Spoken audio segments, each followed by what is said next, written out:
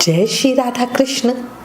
नए साल की पहली संकष्टी चतुर्थी यानी सकट चौथ आने वाली है। इसे तिलकुट चतुर्थी, गणेश चतुर्थी, वक्रतुंडी चतुर्थी और माघी चतुर्थी भी कहते हैं। ये माघ माह के कृष्ण पक्ष की चतुर्थी तिथि को मनाई जाती है। सकट चौथ का व्रत प्रथम पूजनीय देवता भगवान गणेश जी को समर्पित है। अब आज इस वीडियो में आपको सकट चौथ 2024 के विषय में बताती हूँ। किस दिन व्रत करें, 29 जनवरी या 30 जनवरी। सकट चौथ के दिन सुबह में शोभन योग बन रहा है। उस समय में आपको सकट चौथ की पूजा कर लेनी चाहिए। तो अब आपको डिटेल में बताती हूँ सकट चौथ कब की है, सकट चौथ पूजा का जो शुभ मुहूर्त समय है, जो शोभन मुहूर्त है वो कब का है, सकट चौथ के दिन चंद्रोदय कब होगा, साथ ही कुछ और बातें बताऊंगी जो आप सकट चौथ पे करके अपने परिवार और बच्चों के जीवन में खुशियां ला सकते हो। चर्चा शुरू करने से पहले एक रिक्वेस्ट, अगर चैनल पर फर्स्ट टाइम आए हो तो प्लीज चैनल सब्सक्राइब करना। आने वाले व्रत त्योहारों की जानकारी अपने फोन पर पाने के लिए व्रत लिखकर 9821025751 पर व्हाट्सएप मैसेज करना। अगर ये वीडियो पसंद आए तो लाइक करना भूलना नहीं। अब सबसे पहले हम चर्चा करते हैं संकट चतुर्थी के महत्व की। देखो, ऐसी मान्यता है कि इस दिन भगवान गणेश का पूजन करने से जीवन के सभी कष्टों का समापन होता है। संकट चतुर्थी का अर्थ है संकट को हरने वाली चतुर्थी। इस व्रत को करने से संकटों से, परेशानियों से, किसी भी आपदा से मुक्ति मिलती है। साथ ही आर्थिक लाभ भी होता है।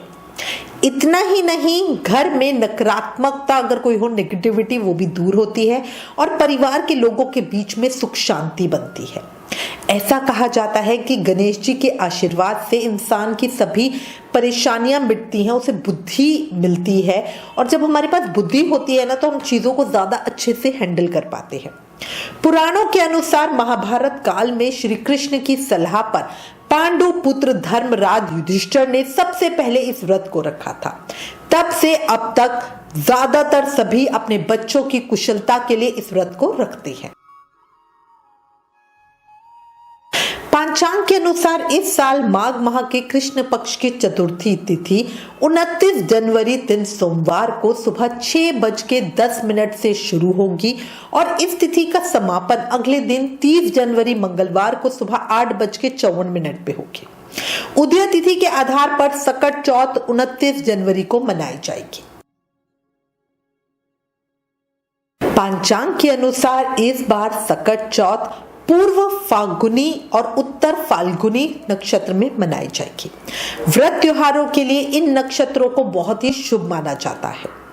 सकट चौथ के दिन शोभन और अतिगंड योग का निर्माण भी हो रहा है। इस दिन शोभन योग सुबह 9:43 से रहेगा और इसके बाद अतिखंड योग शुरू हो जाएगा। अतिखंड योग 30 जनवरी 2024 को सुबह 10:42 पे समाप्त होगा। इस दिन का शुभ मुहूर्त या अभिजीत मुहूर्त दोपहर को 12:13 PM से 12:26 PM के बीच का है।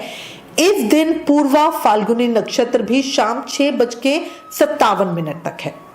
सकट चौथ के दिन सर्वोत्तम अमृत योग सुबह 7:11 से शुरू होकर 8:32 तक रहेगा और शुभ योग सुबह 9:43 से 11:14 तक रहेगा। पूजा के लिए शुभ मुहूर्त शाम को 4:37 से शाम को 7:37 PM तक का है। अब आपकी स्क्रीन पर सकट चौथ के दिन का चौघड़िया मुहूर्त आ रहा होगा, जिसमें अमृत सर्वोत्तम मुहूर्त है, शुभ उत्तम मुहूर्त है और लाभ उन्नति मुहूर्त है। अमृत सर्वोत्तम मुहूर्त है। आप इस स्क्रीन को पॉज करके इस समय को नोट कर लीजिए। सकट चौथ के व्रत में चंद्रमा को अर्घ्य देना सबसे ज्यादा जरूरी है। गणेश पूजा के बाद रात में विधि पूर्वक चंद्रमा को अर्घ्य दिया जाता है। इसके बिना यह व्रत अधूरा माना जाता है। चंद्र अर्घ्य के बाद ही व्रत का पारण किया जाता है, मतलब व्रत खोला जाता है। सकट चौथ वाले दिन चंद्रमा को अर्घ्य देने का समय रात को 9:10 के बाद का है। उस समय चंद्रमा का उदय होगा।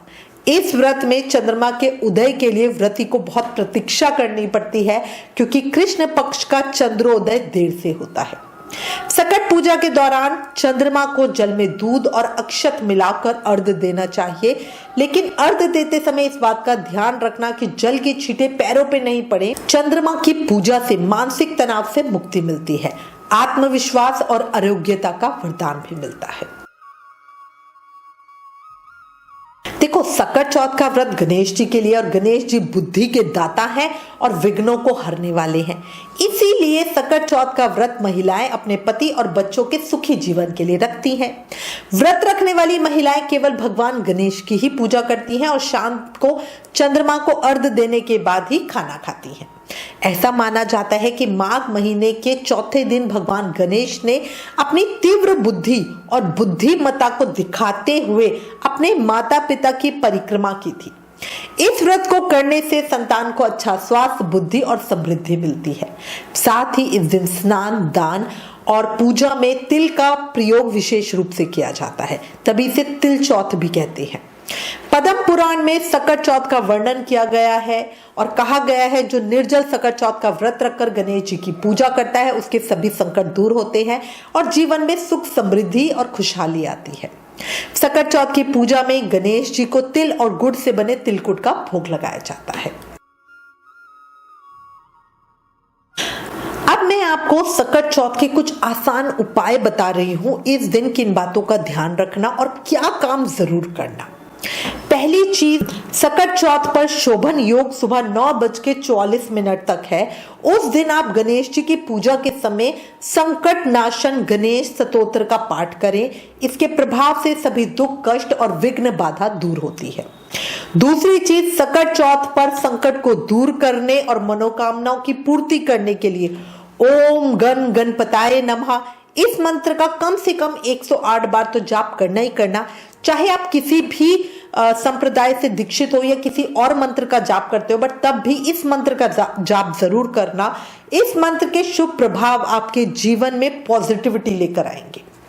तीसरी चीज है, सकट चौथ वाले दिन गणेश जी की कृपा पाने के लिए तिल और गुड़ का लड्डू बनाएं। पूजा के समय गणेश जी को तिल वाले लड्डू का भोग लगाएं। गणेश जी आपके दुखों को दूर करके जीवन में खुशहाली लाएंगे।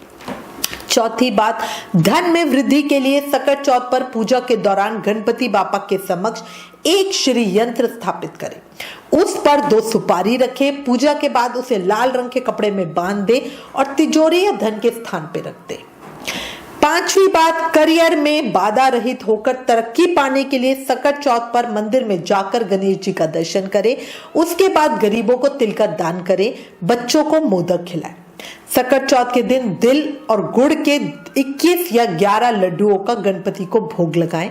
मान्यता है इससे बुध दोष खत्म हो जाता है। गणेश जी संतान की हर संकट से रक्षा करते हैं। लास्ट में याद रखना, सकट चौथ वाले दिन कोई भी मूली मत खाना, इससे धन की हानि होती है।